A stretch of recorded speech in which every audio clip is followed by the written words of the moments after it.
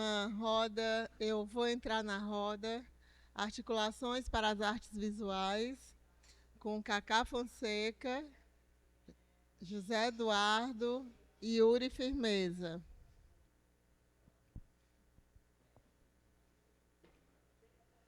Mediação de Aline Albuquerque. Então, tu vai ler a biografia, né? Ninguém quer que Ninguém leia a mini-bio, eles vão tá. se apresentar. Ok, ótimo. Então, eu queria chamar então para cá, para a roda, para entrar na roda, a Cacá, o José Eduardo, do Acervo da Laje,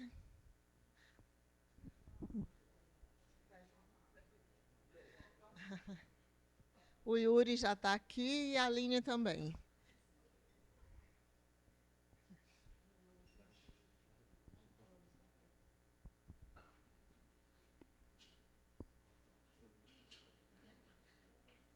Vou passar a palavra à Aline, né, que vai coordenar esta roda. Obrigada, Jaque. Olá, boa noite a todas, todos, todes. Então, achei muito bonito que a Cunã finalizou a fala dela falando de movimento, né? Então, a organização do evento pediu para eu me colocar na roda também. Então, estou me colocando na roda. Sou a Aline Albuquerque, sou uma artista visual e sou educadora também. Coordeno o Laboratório de Artes Visuais da Escola Porto Iracema das Artes, que é uma escola de formação e criação da Secretaria da Cultura do Estado do Ceará, gerida pelo IDM, né, que é o Instituto Dragão do Mar. Então, como artista, eu desenvolvo esse trabalho já desde 2015. É uma instalação coletiva em movimento que não tem fim e ela continua se movimentando. Então, deste modo, eu penso também que a gente pode entrar na roda dessa maneira, né, me colocando ao lado desse movimento, que é um movimento de giro decolonial, né, é um movimento que todos nós precisamos fortalecer, e é com esse trabalho que eu me coloco também. A gente vai ouvir um pouco a Cacá, o Yuri e o Zé, e a gente vai falar um pouco das confluências, né, entre a arte e a educação, com a arte e com a educação. Eu ia ler a mini-bio de todo mundo, mas todo mundo mudou de ideia, então cada um vai se apresentar, cada um vai se apresentar, a Cacá vai começar, e aí a gente vai conversando depois, certo? Então, vamos lá.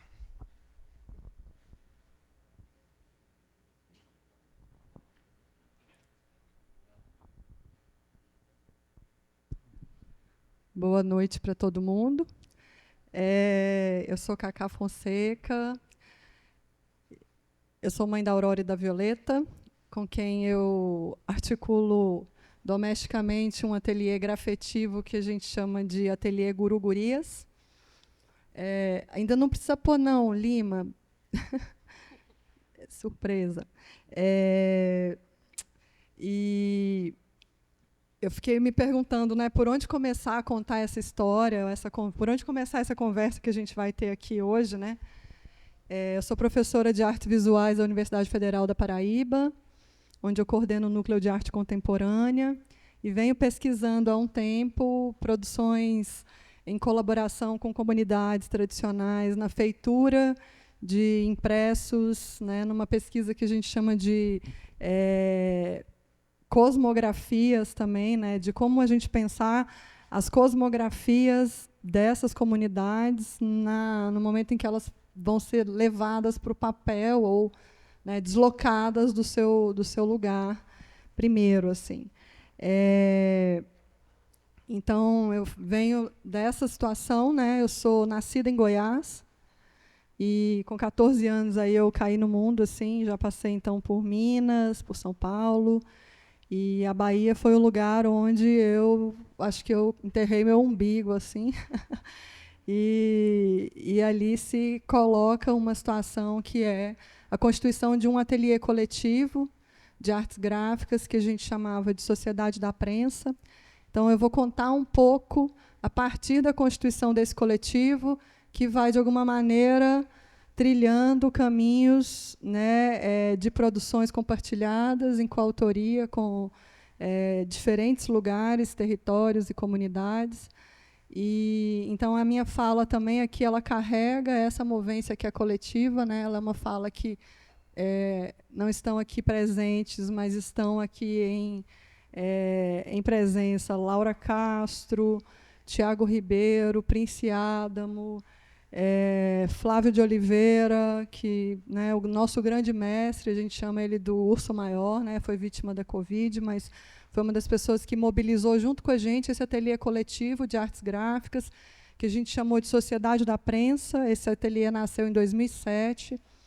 E, junto desse ateliê, a gente também produzia a partir de uma editora que a gente chamava de Editora, né? Porque a gente fazia na Tora, a gente falava, a gente vai fazer na Tora. Então, a gente começou a chamar de Editora e esse coletivo que é a Sociedade da Prensa. Então,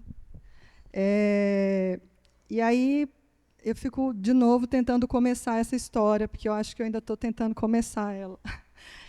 E aí eu queria, porque para a gente a ideia da feitura dos livros, né, a gente também começou a chamar dessa feitura pela ideia dos encontros grafetivos, assim, porque para a gente o que se grafavam eram os afetos. E aí começaram a aparecer essas palavras, os encontros grafetivos, os impressos cosmográficos, que a gente foi juntos tecendo, né?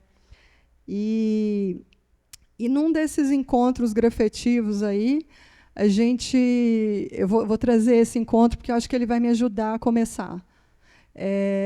A gente estava com a comunidade Quijeticauê-Zabelê, que é uma escola indígena do povo Pataxó no sul da Bahia, né, fazendo um livro com eles, depois de um processo muito violento de reintegração de posse, onde a gente se perguntou o que pode um livro diante desse processo, né? Eu até trouxe esse livro aqui para mostrar para vocês. Ele, na verdade, é um presente para um amigo, mas vou depois deixar para passar aí para vocês.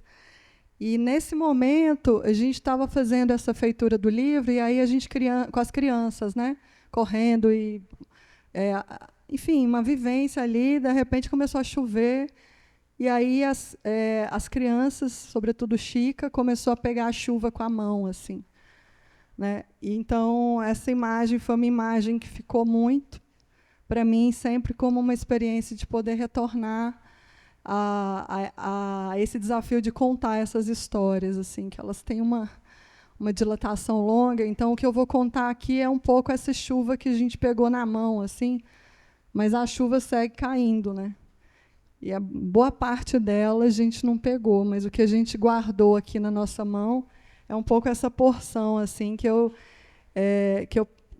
entendi que seria uma maneira também de começar a contar essa história, né?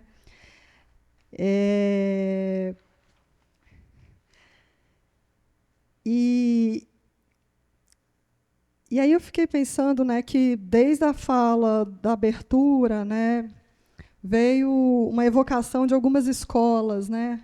A escola Sem Sítio, que o Efraim colocou, né? A escola do Jardim, da mãe também do Efraim, a escola do Pão e da Padaria, e a escola do Gesto, que o Alan trouxe, né? A escola da Feira, do Solon, né? Hoje a gente ouviu algumas narrativas sobre escola, né? A escola do currículo, a escola da institucionalidade, a escola... Então, essa é uma pesquisa em torno da escola, e é por isso que eu comecei também a partir desse livro que foi feito junto dessa escola, né? Porque, tentando começar e me situar nessa experiência, né, de discutir a exposição, de conversar um pouco com o Yuri, com o Zé, assim, né, que eu estou imensamente honrada de estar aqui, assim, né, porque, para mim, são duas referências muito gigantes, mas é muito bom se sentir pequeno também, assim, né, como sentir pedrinha miudinha. Então, estou muito honrada de estar aqui com vocês, assim. E aí, pensando nessas escolas, eu fiquei pensando, né, que é muito diferente falar em uma escola nordestina e falar de uma escola desde o Nordeste. Desde o Nordeste, né? E aí pensei em outra expressão para colocar nesse balaio, que é a escola Pau de Arara. Essa que se faz no movimento radical, um tanto compulsório e diaspórico, chamado de êxodo rural, né? que é uma face presente da diáspora que segue em curso, hoje, antes, agora, na Palestina, o chamado êxodo rural, que passa a redesenhar presenças nesse território nomeado na sua inteireza de Brasil e repartido mesquinhamente em quinhões, desde as capitanias hereditárias, né? Todo o processo de nomeação e partição desse território é fundado num gesto de domínio, apropriação e expropriação. Então, quando eu penso na escola do Pau de Arara, né, a escola Pau de Arara, né, onde o corpo, as oralituras, como a Leda propõe, né, o gesto, que articulam saberes, fazeres, éticas, estéticas, eu penso que são águas e raízes profundas, que são carregadas e transplantadas, né? Então, o Nordeste expandido, na minha tentativa de trazer aqui, ó, levantar alguma história aqui para a gente conversar, né? Eu acho que tem a ver com isso, que o Nordeste é também um fluxo, né? São veredas de veredas de veredas. E aí, se o Guimarães disse que o sertão está em todo lugar, se ele diz que o sertão está sempre rodeando em torno, no que menos se espera, ele diz também que sertão é onde o pensamento da gente se forma mais forte do que o poder do lugar.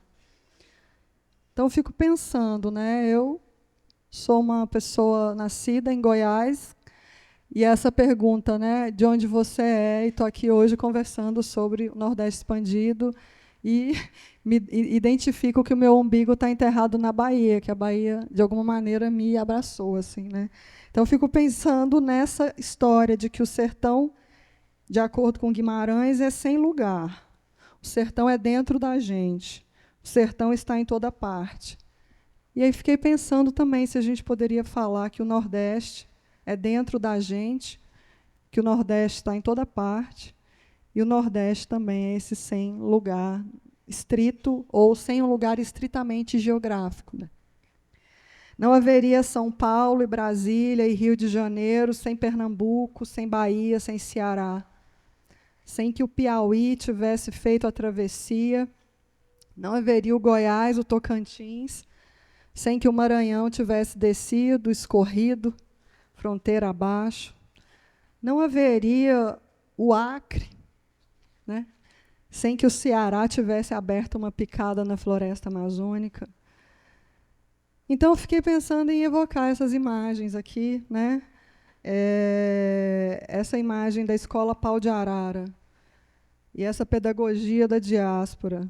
Isso que teima em viver dentro se forma mais forte frente às tantas opressões dos lugares, né? Isso que a Célia Chacriabá, no texto Amansar o Giz, vai chamar de pedagogias e poéticas territorializadas. Então, a gente começou a pensar essa ideia de escola muito... Estava com Yuri, a gente, né? É uma história que a gente se encontra, né, no Parque Lage. E essa pesquisa, ela começa a acontecer quando a gente descobre, por uma notícia de rádio, que foram fechadas no Brasil mais de 60 mil escolas entre 1995 e 2016. Isso quer dizer que são 8 escolas fechadas por dia no território rural. É uma estatística muito doida. E aí a gente se dedicou junto, né, a uma ideia de uma expedição catástrofe, que desembocou na leitura num pasto lá em Goiás por 24 horas, de nomes dessas escolas. Depois a gente fez esse livro, que, na verdade, a gente começou depois a chamar de livro obituário, porque aqui é um livro onde estão escritos os nomes dessas escolas. Tudo que está escrito aqui é nome de escola, né? São todas essas 60 mil. E aí a gente, em determinado momento, provocada por essa leitura, por esse livro, comecei a, também provocada pela Célia Chacriabá, provocada pelas meninas que colhem as gotas da chuva com a mão, né, e pela chuva que segue caindo e segue caindo. A gente se deu conta, assim, de que a maior parte dos nomes que estão escritos nesse livro são nomes de homens de patentes militares e de alcunhas religiosas, alcunhas cristãs. Então, queria pedir para o Lima colocar aquele risca-livro, né? Aqui é um estudo. Quando a gente começou a estudar esse livro, a gente começou também a se dar conta de que esse livro também era um retrato desse latifúndio, dessas capitanias hereditárias, né? E aí a gente começou a apagar, comecei a apagar esses nomes de homens, de patentes militares, né? O nome da mulher que mais aparece nesse livro é Princesa Isabel. É a mulher mais citada nesse livro, né? E aí a gente começou, então, a entender que, na busca pelo fechamento, né, pela ruína, a gente também acabou encontrando, sobretudo, a vida, né, o que persiste, o que reexiste. A gente entendeu que ali havia uma relação muito forte entre arquivo e oráculo. Quando a gente lançou essa pergunta, né, sobre as escolas mortas e desativadas, a gente se deparar com as escolas vivas, né, com a pergunta de onde começa uma escola, né? E aí, nessa rasura, nesse exercício de rasurar esse livro, né, que meio um tijolão assim, né, e é isso, é um livro de nomes de pessoas mortas, praticamente é isso, né? Aí comecei a desenhar um pouco sobre isso, assim, pensando que mesmo aqui onde parece que a vida não acontece mais, já estava anunciada ali, né, a escola da Árvore Grande, a escola do Barro Vermelho, a escola da Matinha, a escola dos Olhos d'Água, a escola do Rio, a escola... E aí isso, então, passa a se constituir como um desdobramento desse momento, muito a partir da formulação que o pajé Runicuim do Abussan coloca, que é a ideia da escola viva e do livro vivo, né? Ele que mora no coração da floresta, né? Uma aldeia quase na divisa com o Peru, que a gente teve a honra a gente como coletivo gráfico, né, teve a honra de poder visitar e conversar sobre essa ideia de escola viva, né? E aí, outra imagem que salta para a gente, que saltou nesse processo também, da passagem dessas escolas mortas e desativadas, arruinadas, as escolas vivas, né, é uma música de capoeira que a gente... esse coletivo gráfico também é um coletivo de sambistas e capoeiristas, né? E aí a gente começou a entender que a gente poderia mediar um pouco a ideia da Ursula Le Guin na teoria da bolsa-ficção, quando ela vai confrontar o arquétipo do caçador, né, como esse grande herói da narrativa que nos assegura esse momento aqui de estar presente. Então, a teoria da bolsa-ficção começou a fazer sentido para a gente com a ideia de Capanga de Aruanda, né, que é uma música da capoeira, e a gente, como esse coletivo brincante também, que é um pouco essa ética que a gente cultiva junto, né? A música fala: ai, ai, ai, ai, quando cheguei de Aruanda, trouxe muito remédio dentro da minha capanga.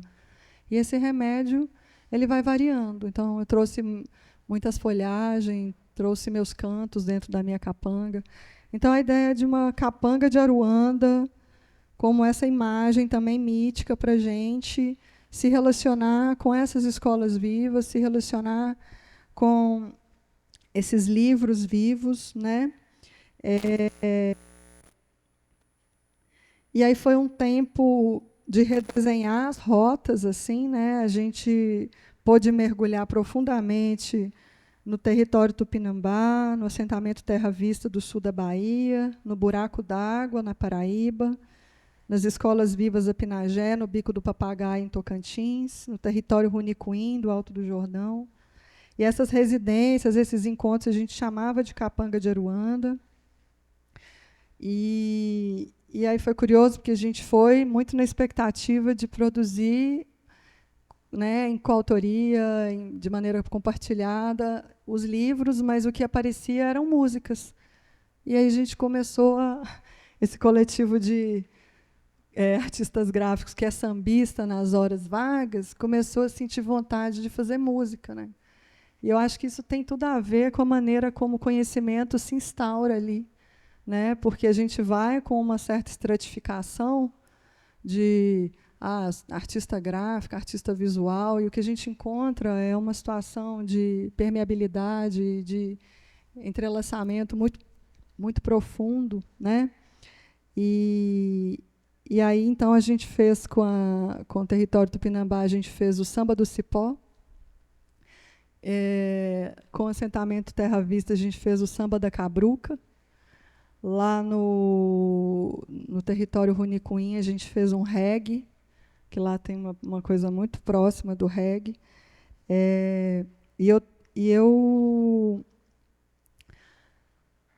Eu não vou desistir da minha ideia de cantar o samba, apesar de eu não ser cantora, porque eu acho que tem a ver com esse processo mesmo de o que essas escolas vivas vão trazendo, assim, né? Então eu vou cantar esse samba, e vocês me desculpem, eu vou desafinar, mas eu acho que ele é esse lugar assim bem assim, não é amadora mesmo. Estou me colocando aqui nesse lugar amadora, mas eu acho que tem a ver com isso que eu estou aprendendo também com essas escolas vivas, né? Que fala assim, ó: eu entrei na mata, Dona Maria me chamou pra apanhar cipó, pra fazer abanador, tá calor. Eu entrei na mata, Dona Maria me chamou pra apanhar cipó, pra fazer abanador. Tinha cipó timborana, tinha cipó brejeiro, tinha cipó caboclo, tinha cipó verdadeiro, tinha cipó timborana, tinha cipó brejeiro, tinha cipó caboclo, tinha cipó verdadeiro. Puxa o cipó, corta o cicó, enrola o cipó primeiro, sacode o cipó, colhe o cipó, na lua minguante é mais maneiro. Puxa o cipó, corta o cipó, enrola o cipó primeiro, sacode o cipó, colhe o cipó, na lua minguante é mais maneiro. Vai ter que surrar, vai ter que surrar, vai ter que surrar o cipó, vai ter que surrar. Chama mestre Liro pra fazer a amarração. Munzuá, cesto jiqui, cabeça branca é proteção. Chama mestre Liro pra fazer a amarração. Lá na festa do padeiro, é festa de São Sebastião. Olha que incrível, apareceu ali, apareceu, Escola do Cipó. E aí a gente fez esse samba. Obrigada, vocês estão sendo muito generosos. Então, essa música é um pouco essa experiência. Dona Maria, Mestra Maria da Glória de Jesus Tupinambá, que foi essa grande anfitriã da residência, né? Mestre Liro é o companheiro de Dona Maria, eles são pais de Glicéria Tupinambá, do cacique Babau Tupinambá. Então, um pouco essa genealogia de um enfrentamento muito poderoso que acontece ali no sul da Bahia, né?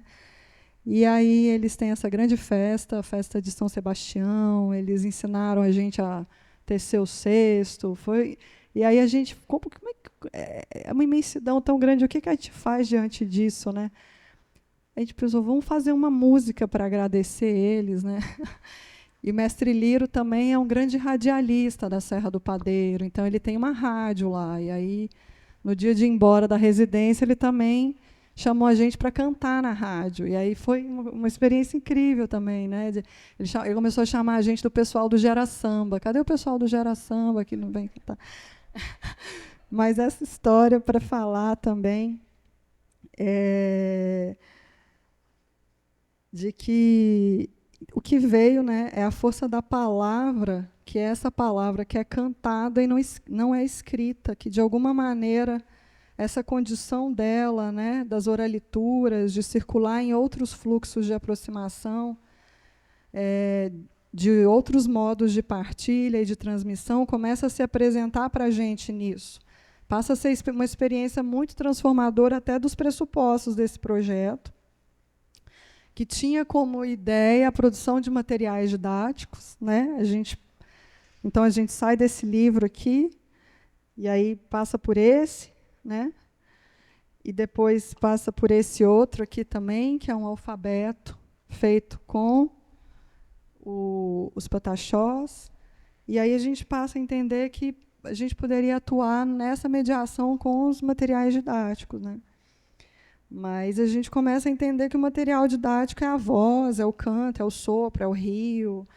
E a gente chega nesses territórios, nesse convite de pensar essas escolas vivas, e a gente se dá conta que a floresta é um livro vivo, né? A floresta, uma grande biblioteca, né? E aí a dificuldade de retornar ao papel, né?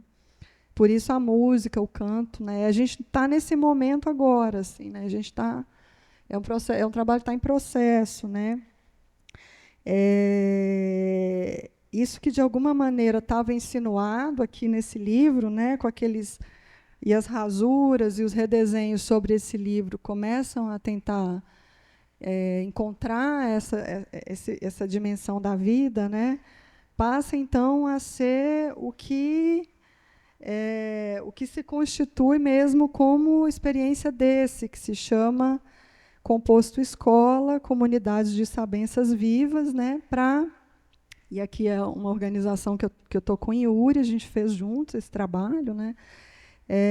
Que é uma ideia de, mesmo diante, né, dessas tantas estratégias necropolíticas desse Estado, que também nomeia politicamente por regiões e que também apaga, por exemplo, a presença da Escola do Pau de Arara na Constituição Territorial de São Paulo, na Constituição Territorial de Brasília, né, que é uma capital e uma imagem de um projeto de nação e de modernidade, né?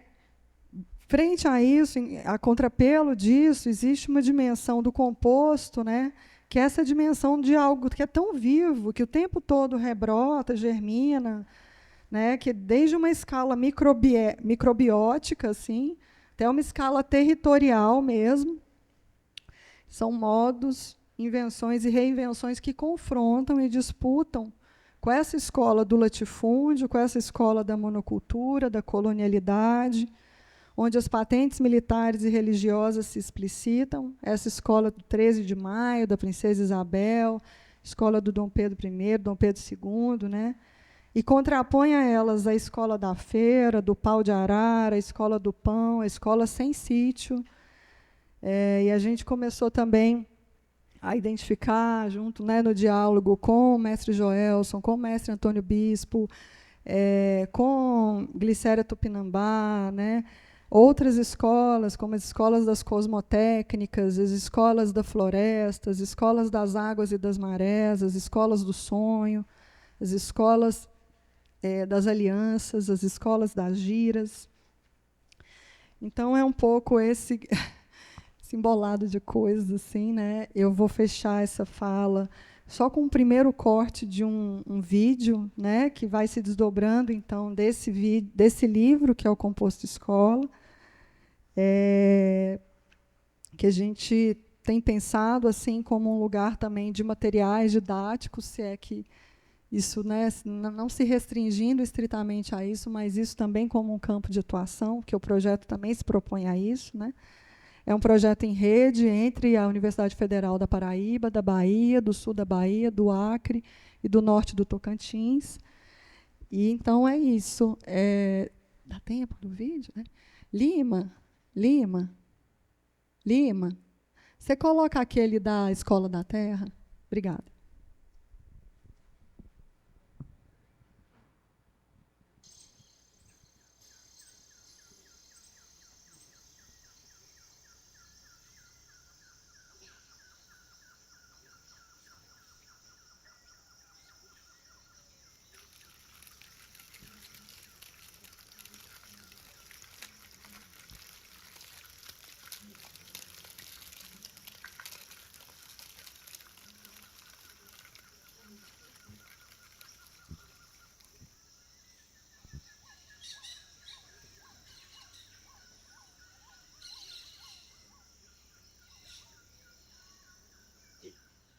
A mãe terra tem que lutar para viver, não é para comercializar. Que terra não se vende, terra não se troca, terra é para viver.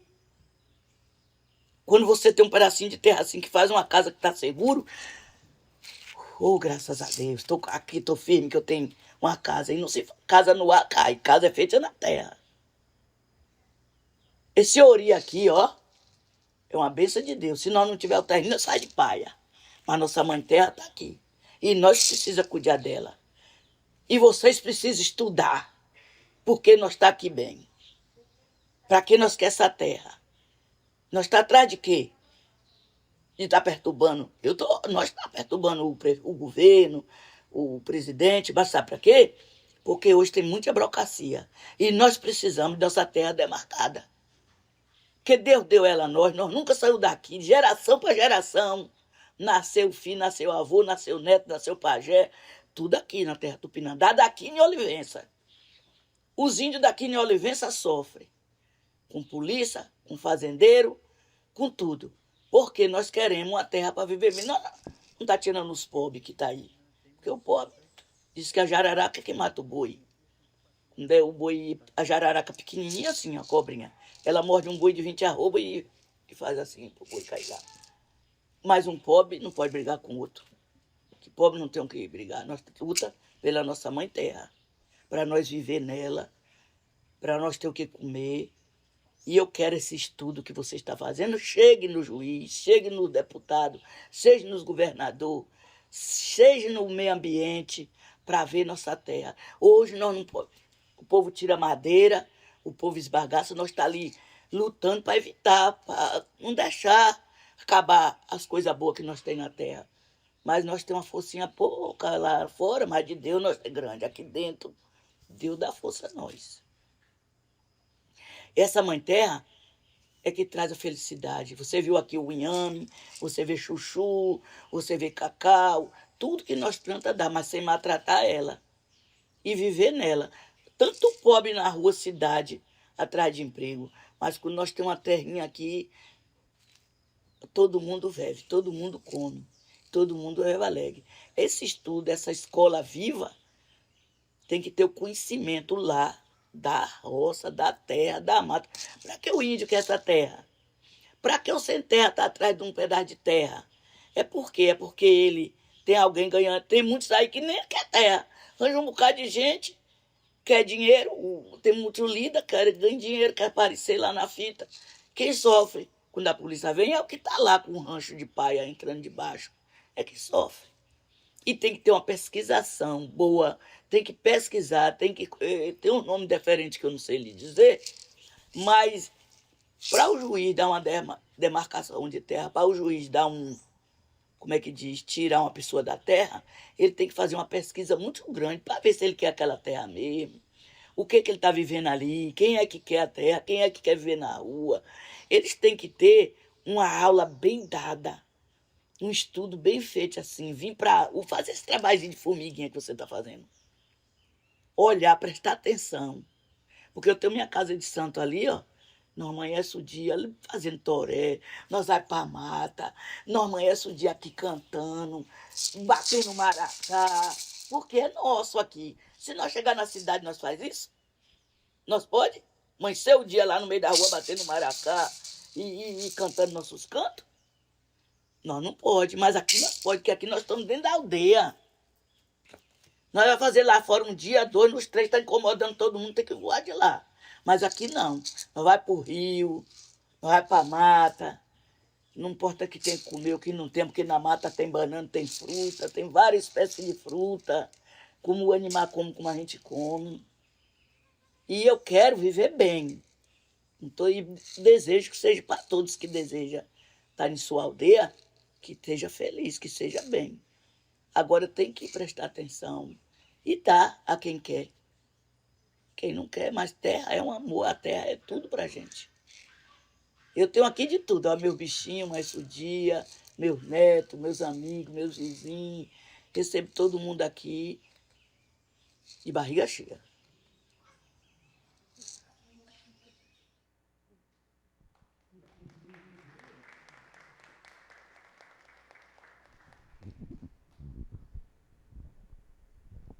Então, acho que eu já vou passar para o Yuri, porque ele, de alguma maneira, também compõe alguns momentos dessa longa pesquisa. Bom, boa noite.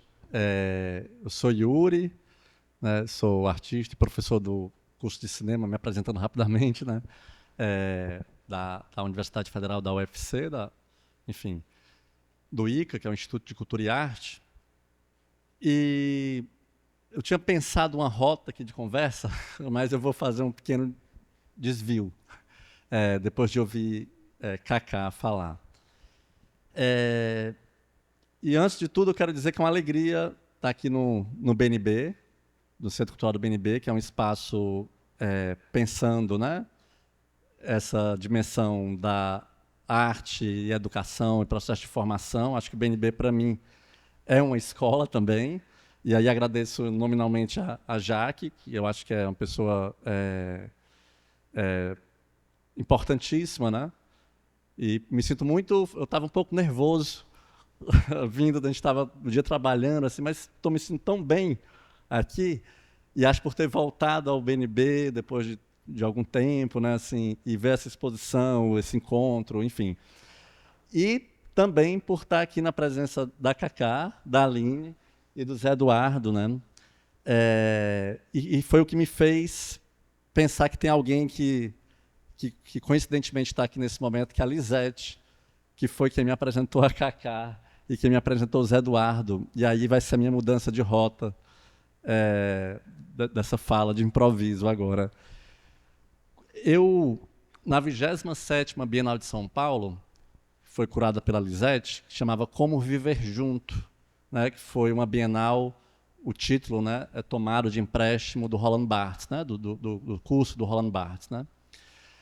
E tem uma fala muito especial dentro do programa público que a Lisete não estava prevista. A Lisete vai me corrigindo se eu tiver... Vou fazer realmente uma fala de improviso. Mas teve uma fala muito bonita, dentre muitas outras, que foi a do Peter Poupelbar. E a fala do Peter chamava Como Viver Só. Né? Ele fazia essa, entre aspas, brincadeira, né, com o título da Bienal e com o título do seminário do Roland Barthes. E há uns 5 anos atrás, eu fui chamado pelo IFCE, o Instituto Federal, para falar sobre a arte, a educação, o processo de formação. E eu parti de um trabalho que eu orientei, que foi do Leonardo Câmara, para pensar a partir dessa fala do Peter na Bienal. Era pensar esse momento da vida universitária, que é esse momento de orientação, né? O que é orientar um trabalho, né? Assim, que lugar é esse meu de bússola, né? Que, na verdade, é isso que eu tento não ser, né? Assim, é muito mais estar ali numa espécie de criação, de invenção, de um avizinhamento, né? De um processo de companhia, de acompanhar, no sentido de ser uma companhia, do que propriamente de orientar, né? E eu lembro muito dessa fala do Peter, e lembrei há 5, 6 anos atrás, quando fiz essa conversa no IFCE, e agora deu vontade de retomar a partir desse lugar. Porque o Peter está em uma aula, né, numa aula do Deleuze, quando, de repente, uma pessoa, naquelas salas cheias, levanta a mão e faz uma pergunta que não tinha muito a ver com o encaminhamento do pensamento na aula. Inclusive, era sobre cinema a aula, né? Mas aí a pessoa enfim, estudante pergunta assim, por que é que a pergunta é essa, né? Por que é que, num século de tanta comunicação, as pessoas são deixadas tão sós? E a resposta do Deleuze, segundo o Peter, é que as pessoas não são deixadas tão sós, mas não são deixadas suficientemente sós.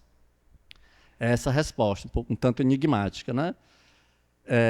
Ou seja, o problema não era uma falta de comunicação, mas um excesso, né? A questão primordial era essa. Depois o Deleuze vai desenvolver isso, mas ele parte dessa vivência em aula para fazer, então, essa inversão à pergunta que foi lhe direcionada.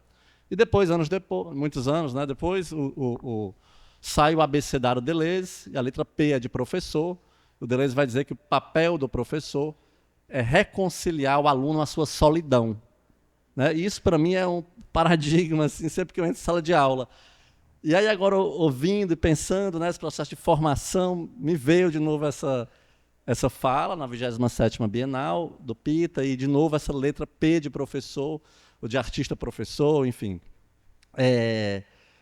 Que eu acho que eu persigo um pouco assim, em sala de aula, né? E claro que é uma solidão povoada, né? Uma solidão totalmente atravessada por muitas vozes, por uma espécie de multidão, né?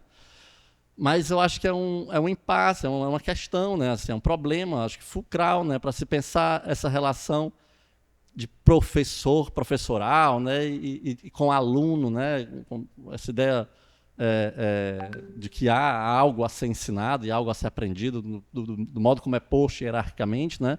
Que eu acho que a Cacá... Bom, eu queria só fazer um adendo aqui, um parêntese, assim, que conheci Cacá no Parque Lage. Por isso que eu estou dizendo que a Lisete volta aqui, eu acho importante, foi uma coincidência muito feliz. Cacá, aliás, Lisete me convida há muitos anos atrás, quando eu era diretora da Escola do Parque Lage, no Rio, para dar um curso lá, coletivo também, né? 10 anos, né? Em 2014, Tina Velho, Paula Troppe, Vitor César e Pablo Lobato, né? Era um curso, e Cacá estava também nesse curso, era um laboratório, assim mesmo, né? Enfim. E, de repente, depois publica um livro, né? Que o livro partia de uma pergunta, o que é uma escola livre? Tem um depoimento lá meu nesse livro, né? Que eu digo que uma escola livre é aquela escola capaz de produzir seus próprios problemas, né? Que a ideia de liberdade talvez seja essa, a nossa capacidade colaborativamente de elaborar, mais do que responder, mas de elaborar nossos próprios problemas. E aí eu acho que quando o Cacá, depois de anos, né, a gente em contato, por conta desse encontro de 10 anos atrás, numa escola que tinha um programa radical, assim, que muito me lembrou a escola que o Solon pensou e coordenou, e do qual eu fiz a minha graduação com a Jaque. Eu e a Jaque éramos da mesma... Não quero ficar falando de mim, mas só para como essas coisas estão imbricadas e misturadas nesse processo de formação na cidade, desses equipamentos, das pessoas, desses diálogos, dessas conversas infinitas, né? Então, quando o Cacá convida, faz esse primeiro movimento, né, da gente se aproximar dessas mais de 60 mil escolas fechadas, né, durante esses 10 anos, né, o que dá, então, essas 8 escolas rurais fechadas no país, né? Eu acho que a persistência, o prolongamento desse primeiro encontro, né, dessa desencapada de fio, né? Talvez seja um pouco isso o nosso lugar na academia, na educação, enfim, desencapar esses fios, né, fazer com que essas forças que estão postas ali, de certa forma, sejam compostas, né? Essa ideia do composto é uma ideia que a gente pega da Donna Haraway, né, quando ela vai pensar a ideia de composto, enfim. E aí eu vou me repetir talvez um pouco, assim, com outras palavras do que a Cacá trouxe, né? Porque a Cacá traz esse número absurdo, depois a gente monta essas pequenas equipes que vão fazer essas viagens para depois elaborar o que seria esse primeiro livro, e depois de um segundo nesse entendimento que se o primeiro livro ele é orbituário, né, tem essa dimensão do fechamento, da ruína, do arruinamento, né, ele é pesado, ele é um tijolo, como a Cacá disse, denso. O segundo já é pensar um viés não daquilo que foi abandonado, né, ou foi arruinado, mas daquilo que resistiu, né, que segue resistindo, né, a esse projeto, porque é um projeto, né, político de sucateamento da educação. E aí, nesse sentido, né, eu fico pensando não só a importância, mas a responsabilidade. Não sei, tenho visto assim, uma certa descrença, né, da universidade, né, como espaço de formação, e isso em sala de aula, inclusive dentro da própria universidade, e eu sou radicalmente contra, né, esse tipo de... Eu acho que tem que ser reinventado, e está, ainda que muito de maneira embrionária, as referências, né, as referências bibliográficas, imagéticas, etc., etc. Mas a universidade como um espaço, um platô, uma plataforma, né, que possibilita esses cruzamentos, atravessamentos e reinvenção da própria lógica e o entendimento né, daquilo que está sendo formulado enquanto pensamento dentro da universidade, eu acho que ela eu diria, basilar, né, fundamental, assim.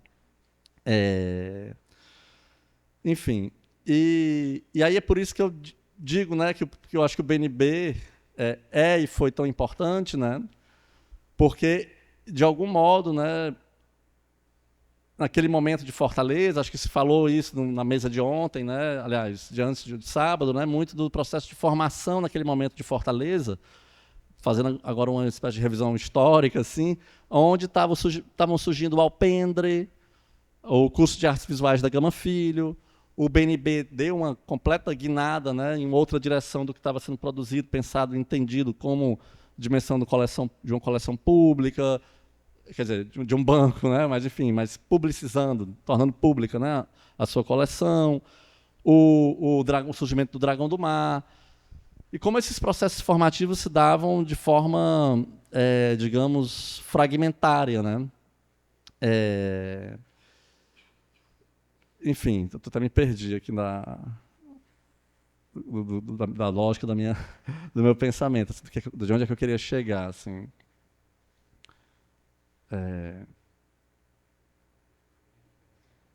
Bom, me perdi mesmo. Fui pensar numa coisa e a coisa escapou para o outro lado. Vou voltar, então, só para fechar minha fala, não vou me alongar, depois a gente vai ouvir o Zé Eduardo e eu volto com perguntas, assim, porque acabou de escapar aqui uma coisa que eu queria... Mas vou voltar lá para a questão fundamental, que era o que estava tentando ligar todas as minhas conexões com esses muitos projetos do campo da educação, né, desde essa experiência com Kaká aos processos fragmentários, né, e fragmentados de formação em Fortaleza, que era uma pergunta que eu acho que atravessa, de novo, né, todos esses projetos educacionais, né, que é essa pergunta que insiste, quando eu estou em sala de aula, de pensar como é que nós podemos, né, sem sermos uma espécie de demiurgos, né, condutores ou detentores de um certo saber dentro de sala de aula, mas como constituir nesses espaços, né, uma possibilidade de conversa. E aí, por isso que eu me sinto muito contente de estarmos aqui nessa roda, nesse semicírculo, porque a ideia de conversa, na etimologia da palavra, é o versar com, né? Como é que a gente versa junto, né? Ou colaborar, né? Como é que a gente elabora, trabalha, do labor, né? Conjuntamente, colaborativamente, assim. E essa fala, vou encerrar aqui, não vou me alongar e responder as perguntas de maneira um pouco mais, talvez, organizada, assim. E essa fala da 27ª Bienal, é por isso que ela fica até hoje. A 27ª foi 2007? Não, 2006. Ela continua, né, essa fala do Peter, essa inversão que o Peter faz, né, do viver junto com o viver só, que não exclui, evidentemente, não é o só de solitário, no sentido de individualizar, né? Enfim, pelo contrário, de novo, é uma solidão povoada, mas qual é a capacidade disruptiva da arte e da educação de, por um lado, possibilitar que nós formulemos os nossos próprios problemas e, por outro, como é que a arte e a educação, ou arte e a educação, sem o I, né? Entendendo a arte como também um projeto formativo, né? Ela reconecta a gente com a nossa própria solidão. Eu acho que todos os dias que eu entro na sala de aula, eu acho que eu fico numa espécie de triangulação entre o texto que eu vou apresentar, a turma e eu, né? Como é que a gente cria uma espécie de mediação, né? Uma dissolução dessa ideia de uma centralidade de um saber que eu vou passar para a turma, qualquer coisa que eu saiba, mas, pelo contrário, como é que a gente começa a confundir, pelo menos compartilhar, aquilo que a gente não sabe, né?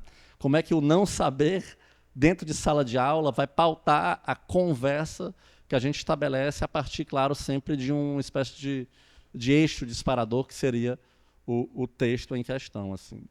Não sei se foi um pouco confuso, acho que eu passei por muitas coisas, assim, mas talvez nas perguntas eu consiga responder melhor, assim. Acho que eu quis mais trazer as pontas que foram disparadas, assim, um pouco pela fala da Kaká, e que eu sei que, conhecendo o Zé, e agora pessoalmente, porque Kaká disse que era uma alegria estar conosco, né, aqui, mas é recíproco, assim, Kaká, Aline e Acervo da Laje, aqui na presença do Zé Eduardo, assim, enfim.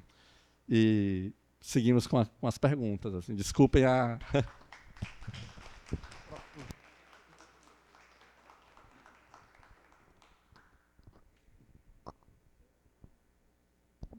Então, boa noite a todas, a todos, a todos. Eu sou José Eduardo. É imensa alegria de estar com a Aline, com a Cacá, com o Yuri, com a Lisete, com vocês aqui. Agradecer a Jaque, ao Banco do Nordeste, pelo convite e de coincidir de estar nesta cidade, neste momento que eu considero um momento histórico.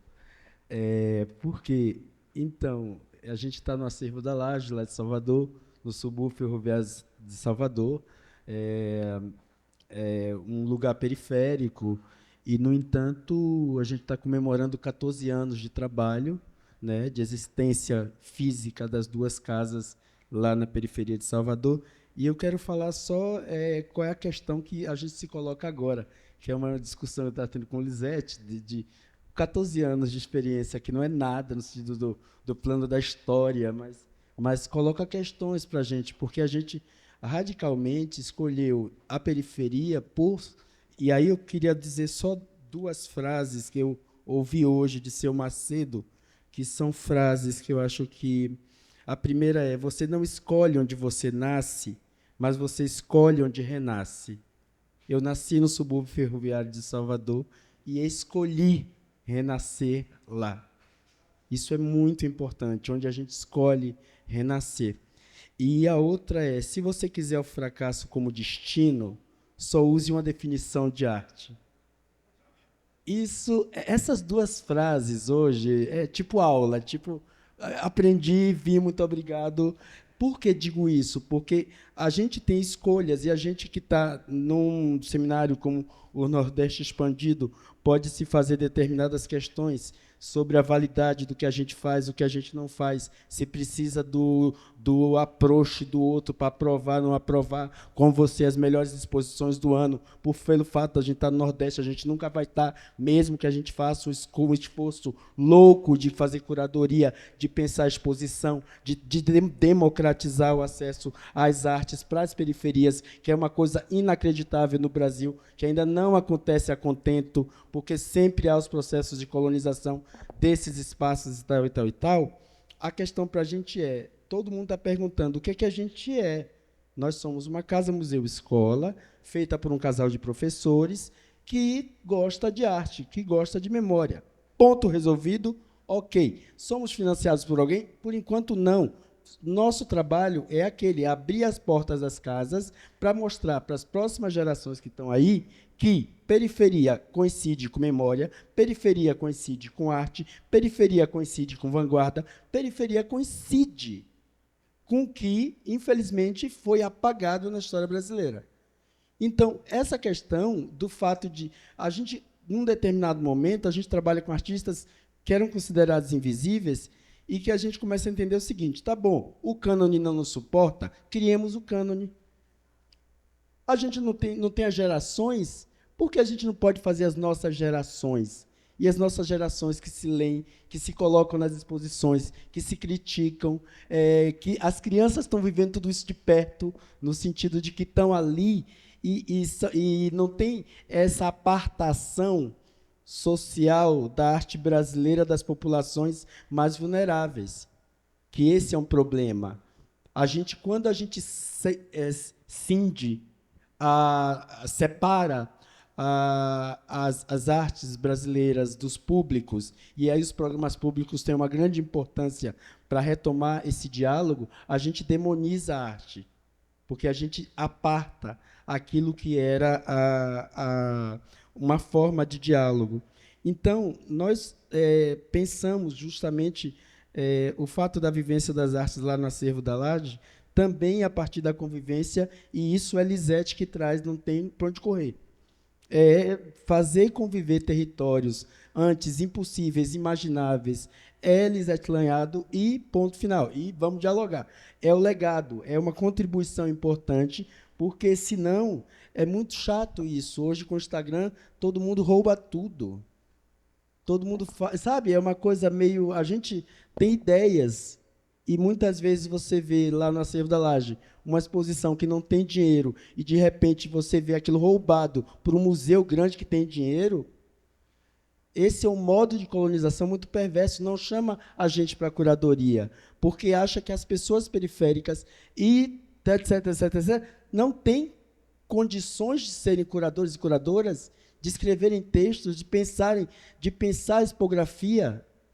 Quer dizer, então, é muito forte isso, porque a convivência talvez seja o processo que o Acervo da Laje tem encontrado, e aí quebrando alguns paradigmas também da museologia, de diálogo, de encontro, de contato com a obra, porque a gente parte do princípio de que nós não tivemos acesso.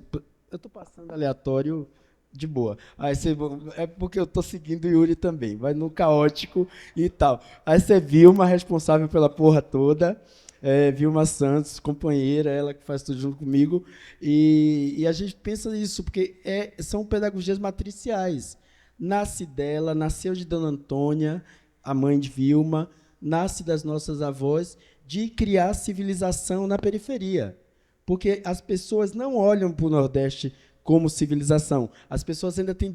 A gente é discriminado por existir, por falar de um determinado jeito, por pensar de um determinado jeito, por existir. Então, e isso já foi pensado lá na década de 60, com Dona Lina, com toda essa geração de artistas que precederam a gente, de pensar que a gente cria, mas o negócio é como fazer isso permanecer. Como escrever isso na história a partir de nós? É aprendendo junto. Eu acho que o diálogo é importante por isso. Porque o Acervo da Laje está no subúrbio ferroviário de Salvador, mas ele dialoga com todo mundo. É a grande encruzilhada, digamos assim. A gente tem que voltar a aprender a dialogar com as encruzilhadas. A gente não pode ter medo mais das encruzilhadas, porque é nos encontros que a gente aprende e se fortalece. É nos encontros que a gente aprende a fazer as nossas curadorias, as nossas pedagogias matriciais, o que a gente está fundando. Muitas vezes a gente faz muita coisa, e isso foi de uma live de encontro. Eu não consigo fazer uma exposição na minha cidade. Eu não consigo ocupar uma galeria. Desculpe o termo. Porra, ocupa a praça da sua rua. Ocupa a sua garagem. Quer dizer, consagra o lugar que você tem, porque quando você fizer isso, você vai ver quão genial é a proposição que você fez. Porque a gente sai de um certo sentimento, e o Acervo da Laje é isso, porque quando surge uma pessoa, diz assim, Laje não foi feita para exposição. Tá bom, obrigado, já sei. Eu nasci, eu seria estatística. 80% da população, sabe? Então, isso a gente já nasce, já sei, qual é o próximo passo? E o próximo passo é, geralmente, em dizer, o que é que a gente tem que, então, onde é que a gente tem que entrar agora? Porque entrar significa ocupar e criar novos dispositivos que, até então, infelizmente, não foram pensados. Mas nós, por morarmos num Acervo da Laje, lá em Salvador, da Bahia, e ter educação como processo, aí tem as exposições, os bate-papos, esses foram os meninos da produção que estão fazendo lá agora, que estão catalogando a hemeroteca. E aí, o que é que acontece? Você entende o que é que você está fazendo, e ocupar os espaços, preenchê-los com as nossas poéticas, com as nossas elaborações, fazem com que as pessoas entendam o que é que a gente é. Mas, para isso, a gente precisa apostar nas nossas poéticas. Esse corpo tem uma poética, essa cabeça tem uma poética. E isso está em cada lugar. Então, é muito importante que os museus, onde eles estejam, eles vejam os entornos não como estornos, mas o lugar onde o museu está deve fazer brilhar o entorno. E é isso que a gente faz com o subúrbio ferroviário de Salvador, que antes era visto somente como um local vulnerável e violento. Tá bom, isso a gente sabe, 90% do Brasil é vulnerável e violento. Mas o que é que a gente faz para reverter? E aí a gente descobre que o campo da arte ele tem um poder muito forte, porque ele gera símbolos, ele faz energias circularem ali, e dão autoria àquelas pessoas, porque a autoria é renascer, citando seu Macedo. Quando você cria, você renasce.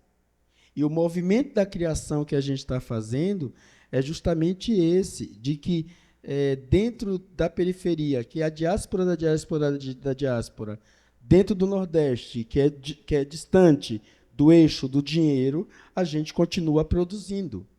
E um dia, essa produção vai ser avaliada no campo da história. Hoje eu vim de 4 exposições, viemos de 4 exposições aqui do Banco do Nordeste e 3 na Pinacoteca.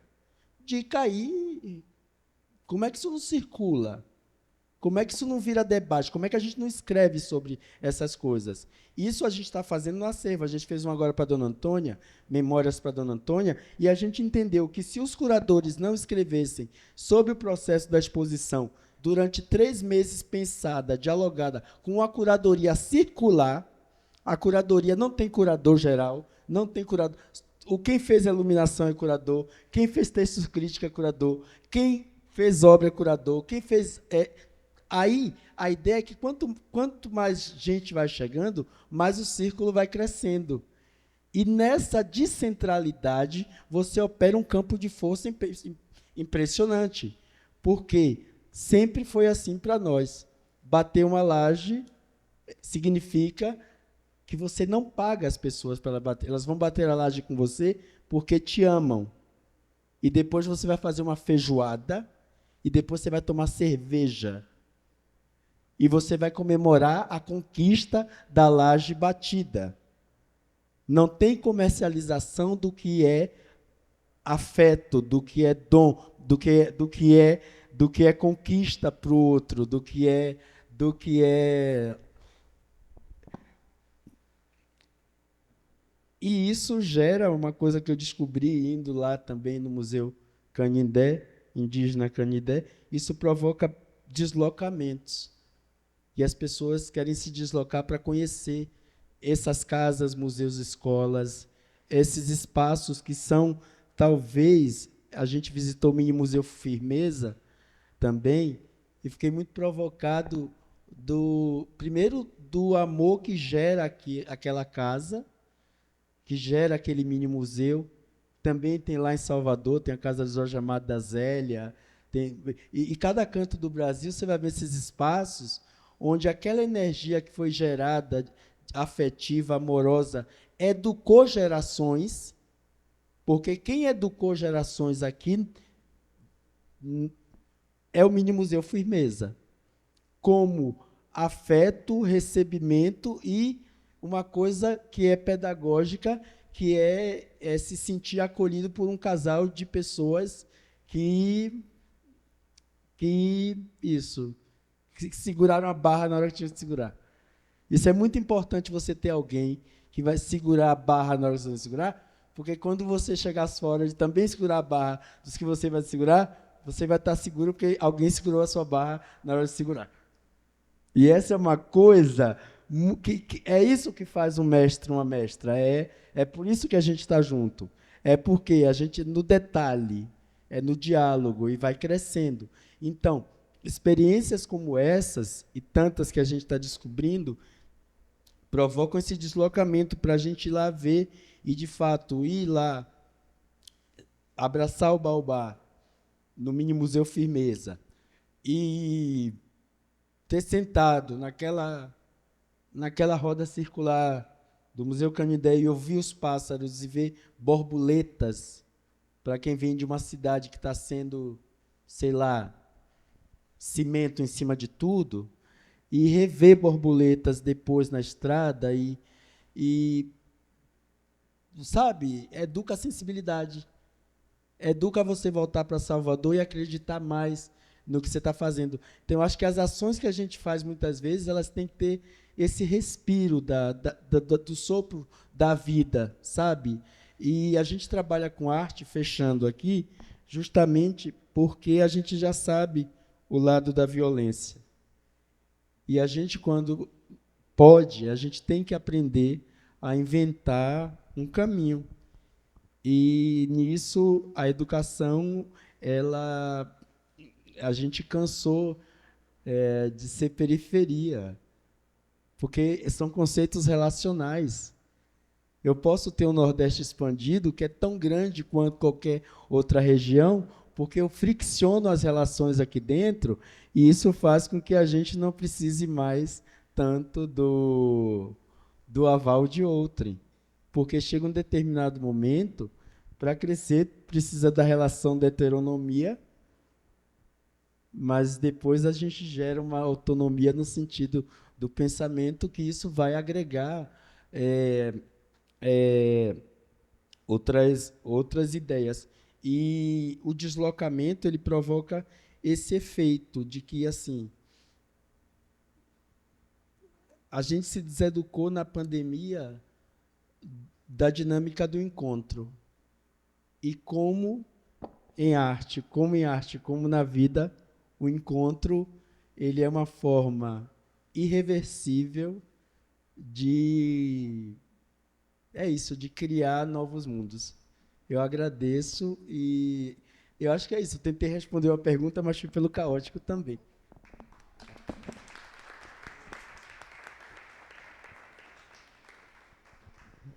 Bom, eu acho que a gente pode abrir para as perguntas. Eu queria agradecer cada fala, muito linda. E fiquei pensando aqui, né, num fiozinho, a Chica, né, pegando a chuva, né, e a triangulação do Yuri, né,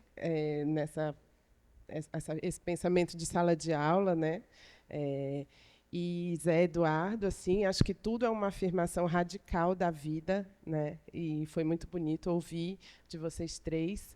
É uma afirmação radical da vida, é sobre o amor também, né? O amor é o que ele faz, então é isso, né? Essa arte que está sendo pensada dessa maneira, né? É uma alegria poder ouvir vocês falarem, e eu acho que a gente abre para perguntas.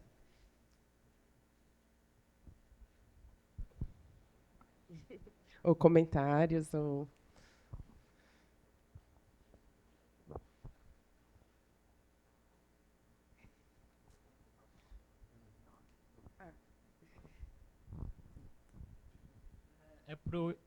Tá ouvindo? É pro Yuri, queria fazer uma pergunta pro Yuri, que você falou do papel do professor, aí eu queria saber como é que reconecta o aluno com a solidão. Eu não entendi muito bem essa parte. Eu vou te responder de uma forma que talvez não seja uma resposta, porque o grande risco é cair numa medida prescritiva, né? Como se houvesse uma forma, né? Então é uma pergunta que eu só consigo te responder te devolvendo a pergunta. É isso que eu tenho feito, né? Começo o semestre, termino o semestre tentando manter essa pergunta perto, mas jamais tentando respondê-la. Mas como é que faz funcionar o manter funcionando essa pergunta, né? É uma pergunta que, no momento que a gente tenta respondê-la, ela vira uma espécie de prescrição do que é que seria o que pode a educação, ou o que pode o livro, como o Cacá falou, né? Então, não sei. Talvez o que o Zé e a Vilma façam, né? O acervo seja uma resposta possível, tudo que Cacá trouxe seja uma resposta possível. Acho que cabe a nós também inventarmos, né? Enfim. E é engraçado tu perguntar isso, Ícaro, porque toda vida que eu trago essa questão em sala de aula, assim, como uma questão, né, como um problema, assim, que vai nos assombrar ao longo do semestre, todo mundo na sala, em algum momento, pergunta, professor, e aquela pergunta, como é, o que é? Eu digo, vamos pensar junto, assim, o que seria, assim, para manter essa coisa não respondida, né, propriamente dita, assim, porque não é a função dessa elaboração tentar capturá-la, né? Assim, mas deixar ela, não é nem manter, é deixar, né? Não é manter ela viva, mas deixar ela vibrando, né? Só consigo te responder assim. Oi, boa noite. Não sei se eu sei formular o que eu queria perguntar, assim, mas fiquei muito tocado por duas coisas, assim, né? Uma primeira foi na tua fala, Cacá, com essa questão, né, dos nomes das escolas, assim, né? Parece um pouco que aqueles nomes que, né, do obituário, que reportava alguma coisa viva, aqueles que eram destacáveis ali, né, pelo menos nomes que, por vezes, me pareciam nomes que portavam a própria comunidade, né, a própria terra, o próprio lugar, assim, né. Eu fiquei lembrando, assim, por acaso apareceu o nome da minha cidade, né, que foi São Paulo. E se eu volto um pouco assim, a pensar os nomes de escola, aqueles que não estão propriamente ligados a personalidades, né, significados, políticas, né, Costa de Sil e tal. Por vezes eu olho assim, né, os nomes das escolas, eles reformam às vezes os nomes das próprias comunidades, assim, né, Solidário e tal. Parece um pouco assim, né, reconectado da terra. E vendo aquele corte gostoso, vendo aquela senhora falando, essa conexão radical com a terra. Essa conexão radical eu acho que não está funcionando. E ela falava disso, né? E, no entanto, eu fiquei pensando nessa outra postulação que colocou, assim, né? Da escola Pau de Arara, assim, né? Talvez isso que eu queria perguntar, sem saber de fazer, né? Muito particular, assim, né? Que o chamado era o chamado por eles tem a ver com pintar, e por outro lado, a prática da escola, talvez nos volte a falar, né? Oui. Mas sua violência como o próprio pau de arara, né? Se for sua raiz, seu controle, né? Pau de arara, as suas liberdades, né? Também, né? Entre esses lugares, meio de transporte, não tem ele agora de transporte, né? Assim, e fiquei, assim, tentando entender, assim, né? É claro que recortou as próprias questões, assim, né? Em relação a ficar e a ir, né? Assim, como lidar com isso, né? Entre esse chamado da terra, que é um chamado do ficar, e ao mesmo tempo essa coisa da escola Pau de Arara, e nessa coisa da Pau de Arara, a palavra, né? A palavra Pau de Arara, assim, né? Essa palavra que parece assim, geradora, né? Reporta os seus problemas para não são problemas que estrutura para ser reportado numa violência também, né? Talvez vocês quisessem comentar em relação a isso, assim, e quando eu escutei o Zé, talvez não vai acompanhar assim, genuinado, a outra, assim, né? Mas achei tão bonito isso, né? Assim, você não escolhe onde nasce, mas escolhe onde renasce, né? Coube, no meu caso, escolher o mesmo lugar, assim, né? Queria entender, talvez, isso assim, uma laje expandida, assim, né? Queria, talvez, assim, o que significa isso, assim, né? Escolher o mesmo lugar onde você é natural que você escolheu, né? Talvez eu já tenha respondido, assim, mas achei que essa palavra expandido, assim, né? Talvez uma laje seja finalmente, né? O significado de expansão mesmo, né? Assim, porque a laje sempre promete, né? Alguma coisa por vir e ao mesmo tempo é ela mesmo, né? Um lugar de ver além, né? De ver além, ver um pouco mais, assim, né? Aquilo que a priori a gente não conseguiria ver, se não na própria laje, né? Assim, mas assim, veio muito focado, assim, né? Por alguém que escolhe nascer ali mesmo, no lugar onde não escolheu nascer, assim, né? Acho que talvez essa ofereça uma pedagogia grande, assim, para a gente, assim, pensar. Reformulação, né? Propõe para a gente. Seria isso, desculpa, eu não sei, eu não vou improvisar, mas. Acho que é por aí. Vai tocar, Não, é como a mestra falou, olha, presta atenção, né? Porque eu acho que nas três falas tem uma coisa da radicalidade, mas a radicalidade não é um martírio. A radicalidade muitas vezes é um gesto de abrir a porta para alguém. Dizer, vem ver o que a gente vê, ver a obra que chegou. Vem ver a pessoa abaixo. Quer uma planta tal para fazer chá. Tem aqui, pega aqui. Às vezes a radicalidade, quando essa imagem que tu traz é muito forte, porque quando a gente era criança em Salvador, a gente subia na laje para ver a pista, para dizer que quando a gente crescesse, a gente ia para São Paulo. E São Paulo era a pista de onde a vista da gente, enquanto criança, alcançava. Então, ter uma laje sempre foi o arco da promessa, né? Na MPB tem muito algumas vezes, os compositores dizem o arco da promessa, né? De você atravessar o arco-íris e encontrar o tesouro da vida. E era aquilo, é uma conquista sem limites, é promessa, né? É promessa de vida no teu coração, é promessa. E essa dimensão da promessa não é porque a gente é ingênuo, não. É porque a gente tem um coração muito grande. A gente teve, no bairro onde eu nasci, em Novos Alagados, eu fui educado por dezenas de pessoas que não deixaram tocar no meu corpo. Dezenas de pessoas que me ensinavam as folhas, os mariscos, os peixes, o carvão que usava, a folha para fazer chá. Então, como a gente era um menino muito inquieto na época, a gente tinha as pessoas mais velhas, elas cuidavam.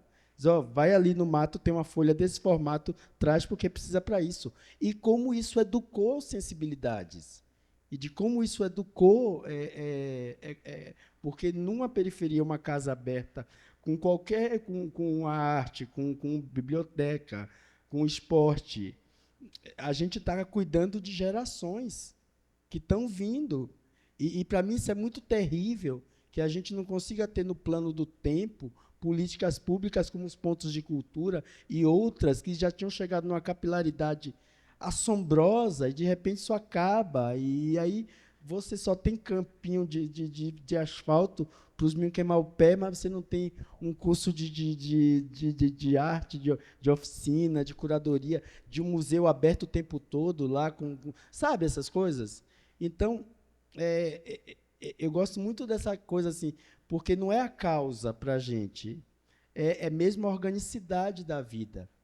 É o que a gente está dando de melhor do que a gente recebeu daquele território, daquela universidade que eu estudei, daquela bolsa que eu ganhei quando eu fiz tal curso, tal graduação, tal pós-graduação. E aquilo volta para a comunidade de uma forma que mexe, de certo modo, com as curadorias brasileiras. Porque o único modo de você entrar enquanto curador numa periferia é muito difícil. Porque você não tem curadores lá. Ou seja, você não vê curadores lá.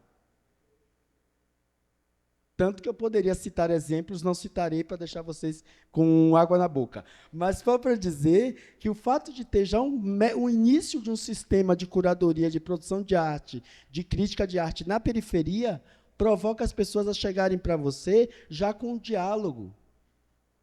Entende? E nem nos meus melhores sonhos a gente imaginava de estar ocupando esses espaços. Mas é porque, em pesquisa é assim, quando você descobre a tua pergunta, tudo vai se abrindo. Tudo vai se abrindo. E aí, entre ser, porque também é muito bonito isso, entre escolher ter nascido e escolher renascer, é a alegria da vida estar ali. Porque eu sei que aquela presença ali irradia para uma cidade toda. Então, essa coisa impensável está ocupando hoje um prédio, primeiro prédio de interpretação do patrimônio de Salvador. E você que é da Bahia, você sabe como é difícil, porque lá a gente festeja só quem morreu e quem tem nome estrangeiro. O resto vai para o valão da história. E, no meio do centro histórico de Salvador, nós estamos ocupando a Casa das Histórias de Salvador, onde, pela primeira vez, os artistas da periferia estão contando, e pessoas da periferia estão contando a história da cidade. Uma cidade colonialista, uma cidade que eu amo, mas uma cidade com problemas curatoriais inacreditáveis no mundo. Também não vou contar, mas e que a presença nossa lá implica dizer, tem alguma coisa se mexendo. Tem uma certa placa tectônica que se mexe pelo fato de você estar ali. Então, eu não vim para essa vida para viver de tédio. A gente está aqui para fazer alguma coisa. Então, isso é muito fantástico, cara. E aí você entende. Então, tem a função social, mas tem a função humana. Eu não pago aluguel. Eu não vou ser assaltado nunca. As pessoas me conhecem. Vilma e eu somos conhecidos. As relações estão feitas, estão dadas ali. Então, crescer naquele lugar significa que muita gente vai crescer junto de você. Não precisa.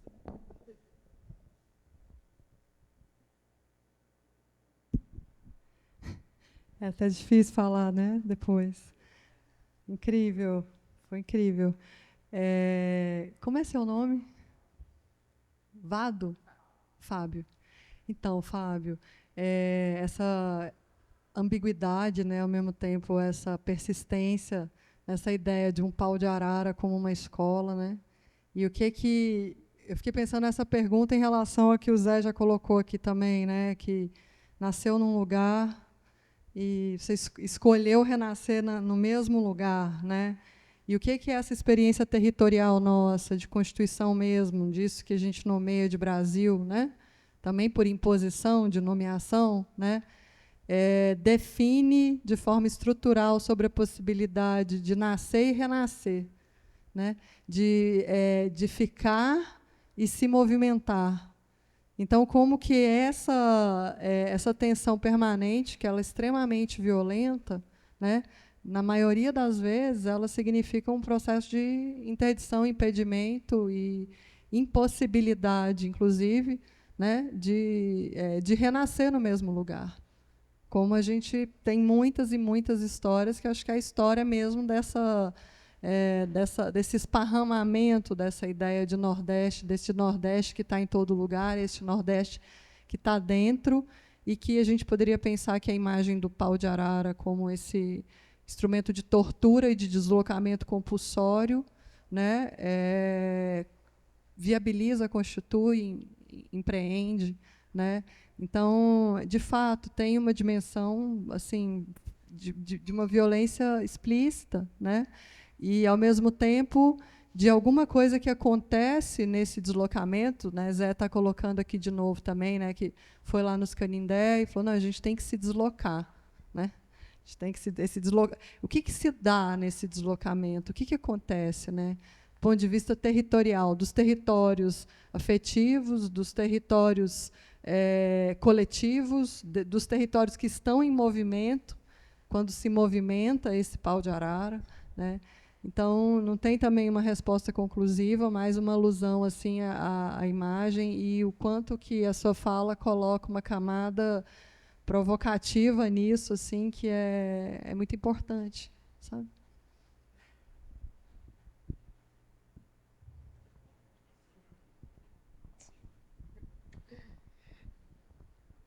Sânzia.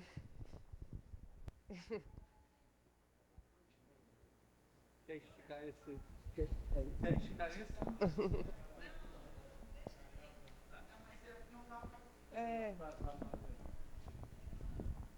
Bem?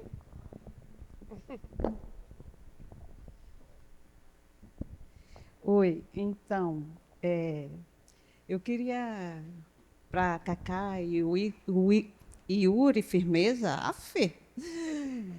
que vocês pudessem falar um pouco mais desse livro, Composto Escola.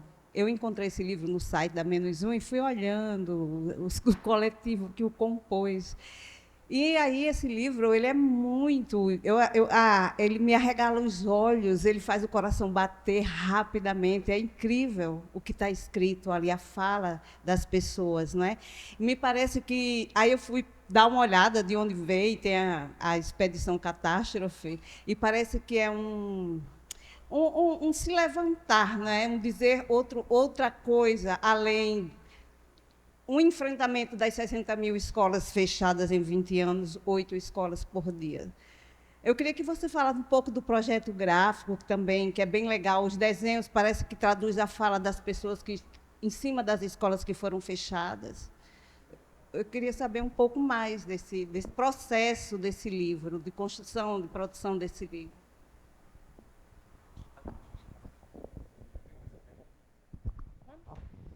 Então, esse livro...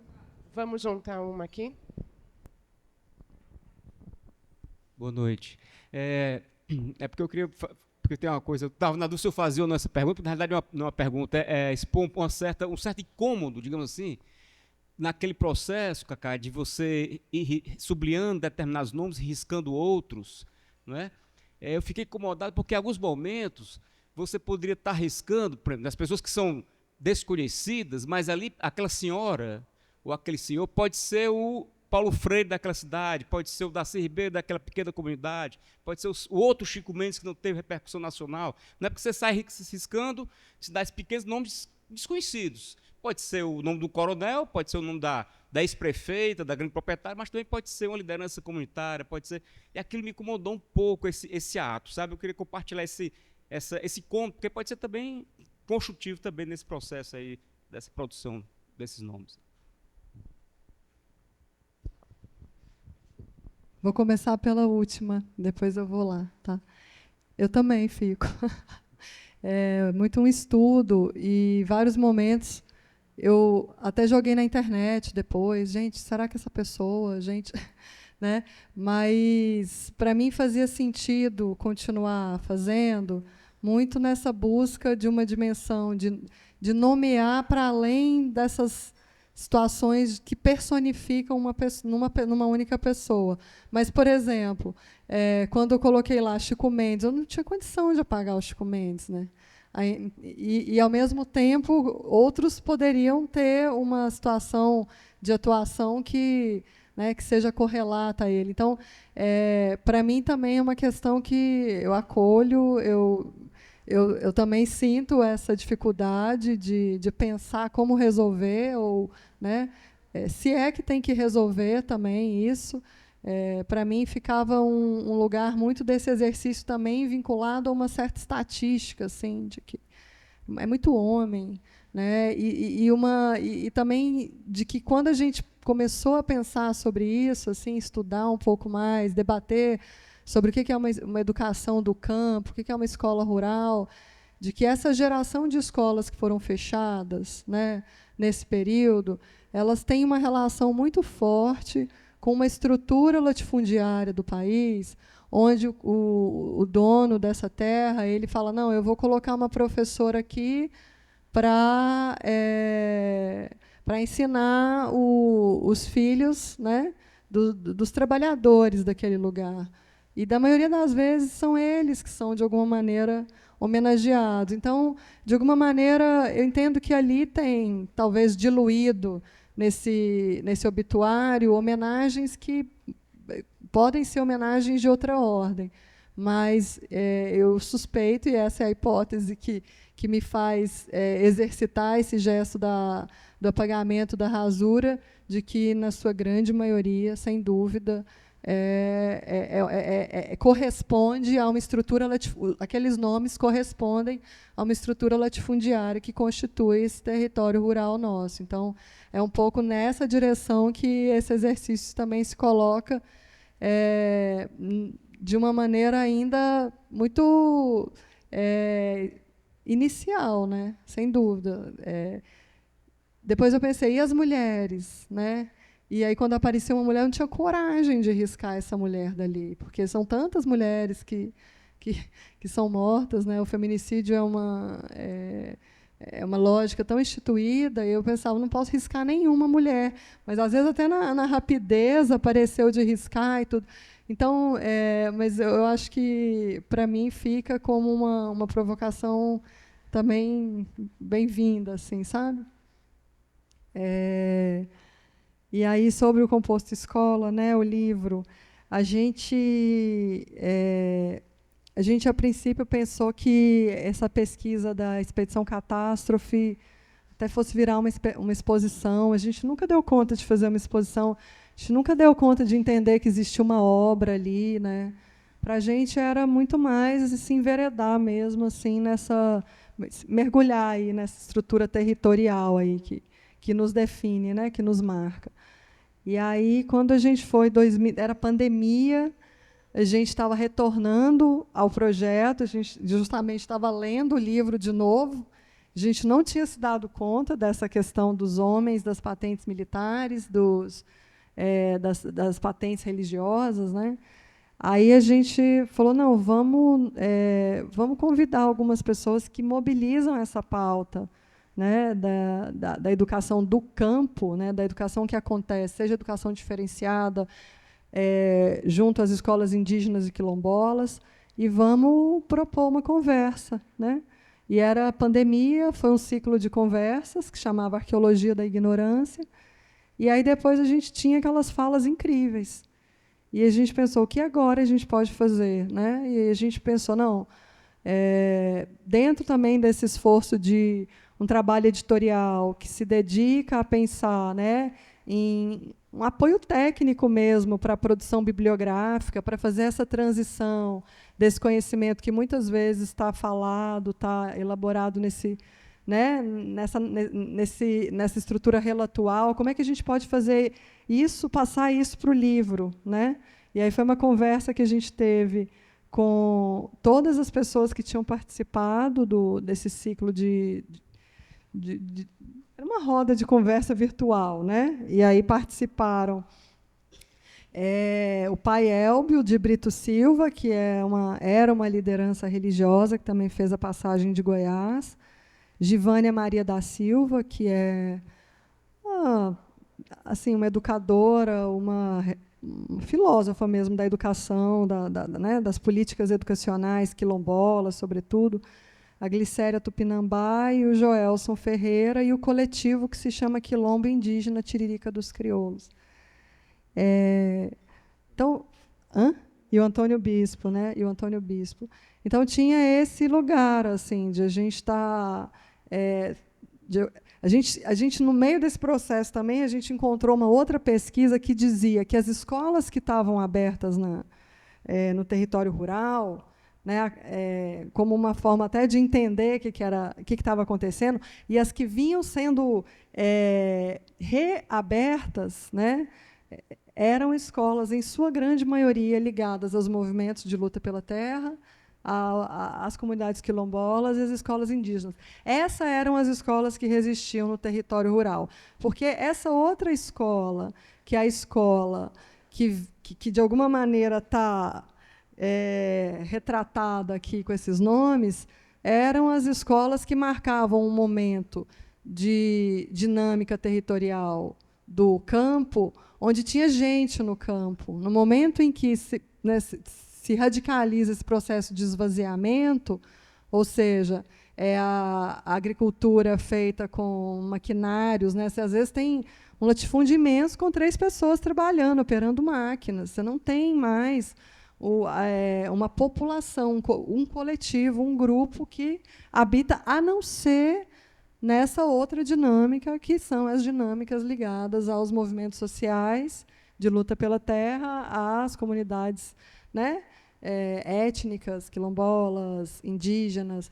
Então, a gente foi entendendo também que existia uma percepção, nesse segundo momento já da pesquisa, de que o que resistia porque se ligava a essa dimensão coletiva, a essa dimensão de luta. Né? E o que tinha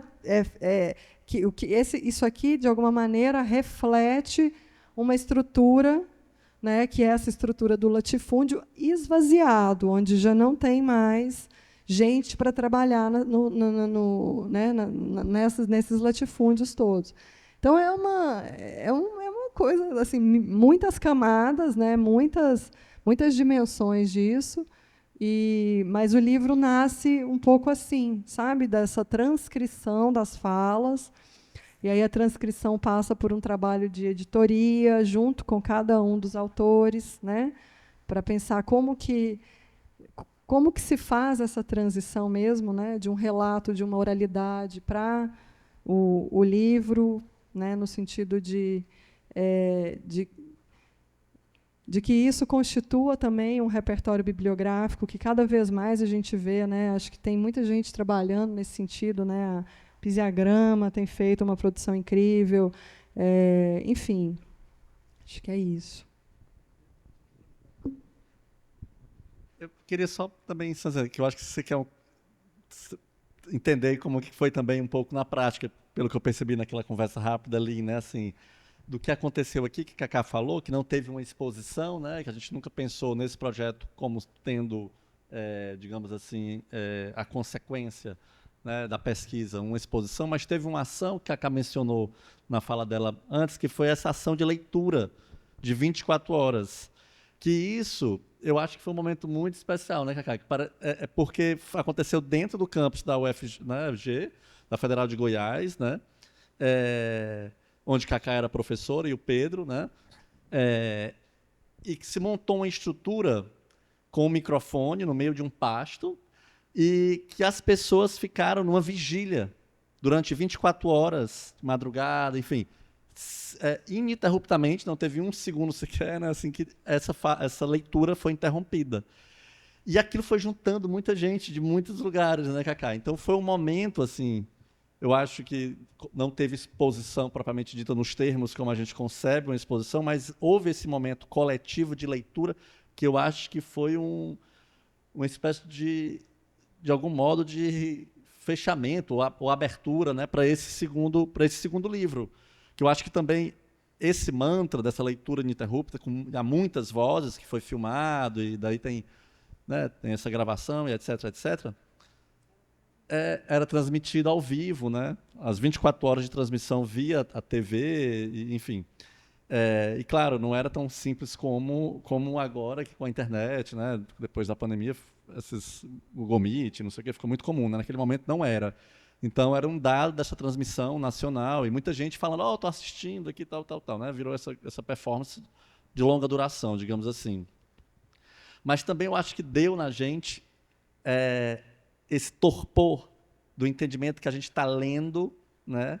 Palavra, lugar, né, e ano do encerramento dessas 60 mil escolas. Imagina o peso, né, desse mortuário, e as vacas, você viu então, né? Porque aí chegam as vacas, né? E era um grande papel daqueles papéis de fax, né? As vacas começam a se aproximar e comer o papel e tal. Mas eu digo que eu acho que deu um entendimento através dessa projeção, dessa leitura da voz no corpo, a experiência, né? De falar, de ler e ouvir, né? Essas 24 horas, esse entendimento que ali realmente era uma espécie de sepultamento. E tem uma fala, vou concluir, assim, muito bonita do Antônio Bispo no livro, para pensar o que ele chama de começo, meio, começo, né? Que não tem um fim, mas é o começo, meio, começo, dessa ideia de ruína, do arruinamento, a arruinação das escolas, que ele diz, olha, quando uma árvore cai, é preciso ter paciência, né? É preciso de espera, armar essa espera na expectativa de que, quando essa árvore cai, muitas sementes são espraiadas. E dessas sementes, essas coisas invisíveis, né, começam a brotar. E é muito lindo, porque é uma espécie de inversão da lógica do arruinamento, né? Porque, apesar da derrubada dessas árvores, da queda dessa grande árvore, né, é preciso armar essa demora na expectativa de que outras vidas, outros mundos no mundo, né, comecem a brotar, né, esse brotamento de outras possibilidades, apesar das ruínas, né? Ou justamente... E eu acho que o livro é um pouco... Essa fala do Antônio Bispo, que está transcrita aqui, eu acho que é uma espécie de síntese, entre aspas, do que foi o projeto, né, Cacá? Assim, que era um entendimento, primeiro, dessa violência, né, do grupo que viajou cada qual por regiões do Brasil, e depois dessa leitura do livro, e como é que isso foi também uma espécie de abertura, né, dessas, enfim... luminâncias, né, de resistência. Assim, acho que é um pouco isso. Obrigada. Acho que cabe a mim finalizar, professora Alexandre.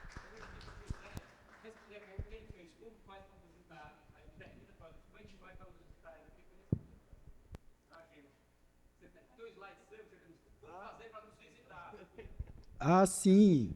Isso, a gente está lá em Salvador, tem o Instagram, Acervo da Laje. Como são duas casas, a gente agenda as visitas, aí vai ter sempre Vilma, eu, Kailane, Fabrício para receber. Aquele esquema, é casa, né? Então, a gente está tentando ficar de terça a domingo abertos, porque segunda é dia da faxina, dia de algumas coisas. Tem exposições dentro da Dona Antônia, que está lá na Casa 1, que é muito bonita, porque é a primeira vez que a gente está fazendo uma exposição. A partir da passagem do Dona Antônia, a gente pediu para cada artista fazer uma obra a partir de... Ela só tirou 2 fotos com artistas.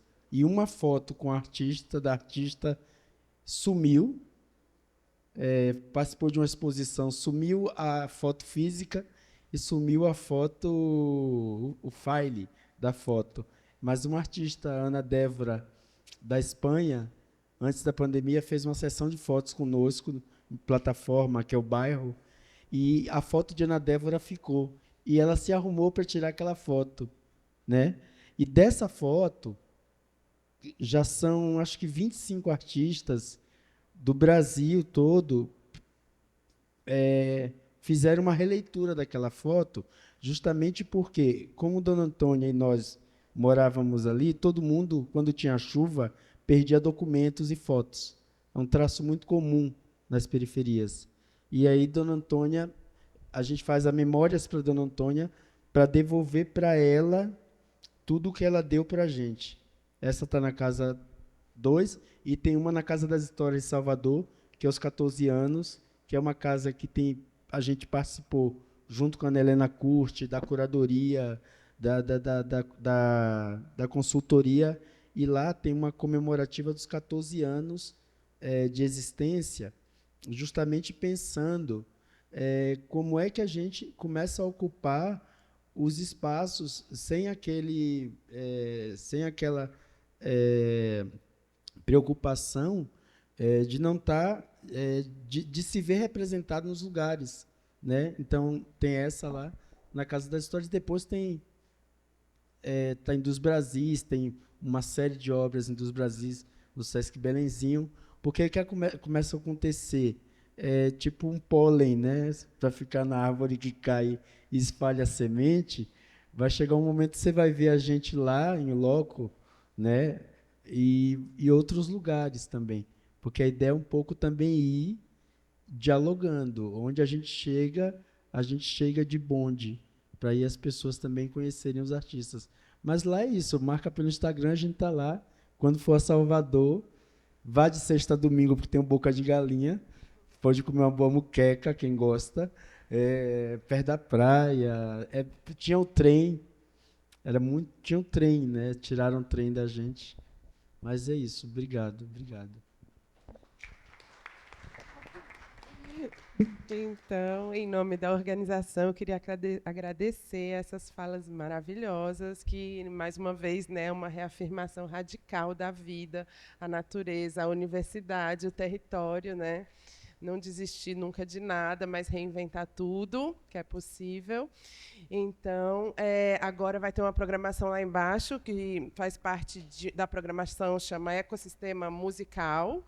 Vai ter ainda muita coisa hoje, show acústico com Lorena Nunes e Malu Vitorino e Mumutante, DJ Alan Moraes, Roger Rogério e Vitoriano apresentam o álbum inédito Instante Zero. Muito obrigada, gente, muito inspirador.